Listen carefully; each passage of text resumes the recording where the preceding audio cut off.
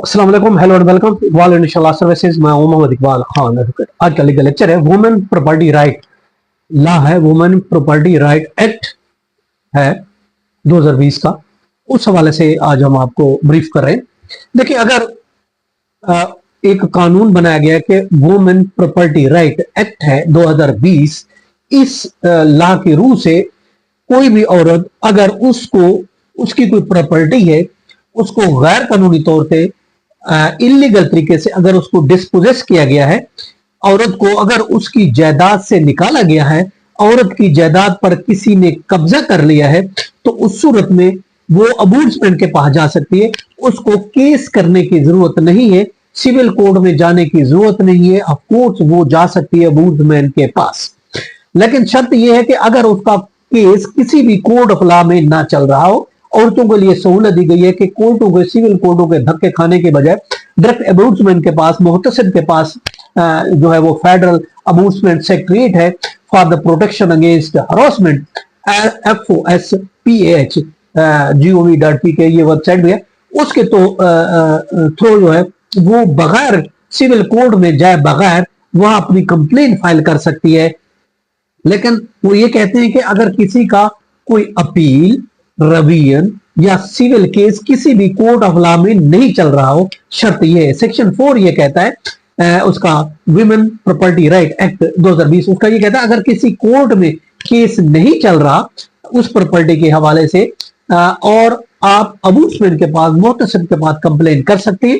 औरत की जायदाद के कब्जा के सिलसिले में अगर औरत की कोई जायदाद है, उसको कब्जा से निकाला गया, किसी ने कब्जा कर लिया है, तो उस सूरत में वो सेक्शन 4 के तहत कंप्लेन कर सकती है।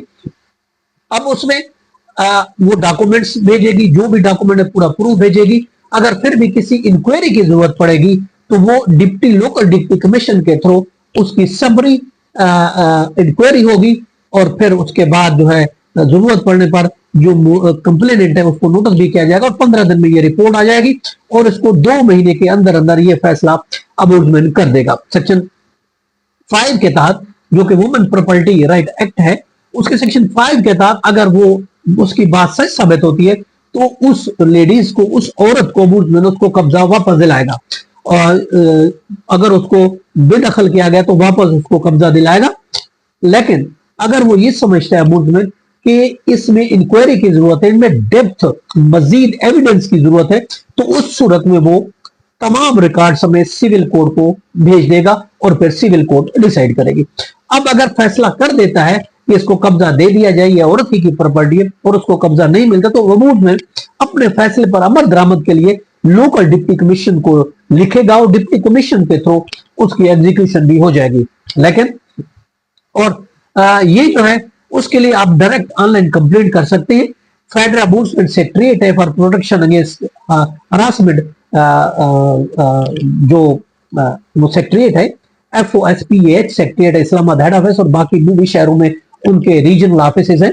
या आप FOSPAH.gov.pk इस वेबसाइट पर आप विजिट करें, ऑनलाइन आप कंप्लेंट करें और आपका मसला हल हो जाएगा। वहां आपको फॉर्म मिलेगा, वहां डॉक्यूमेंट्स लगाएं, डिटेल भरें और उसको भेज दें, तो ऑनलाइन तरीके से आपकी कंप्लेंट सबमिट हो जाएगी। लेकिन शर्त यह है, ये सारा कानून पूरे पाकिस्तान के लिए नहीं है, बल्कि ये कानून सिर्फ और सिर्फ इस्लामाबाद टेरिटरी के लिए है।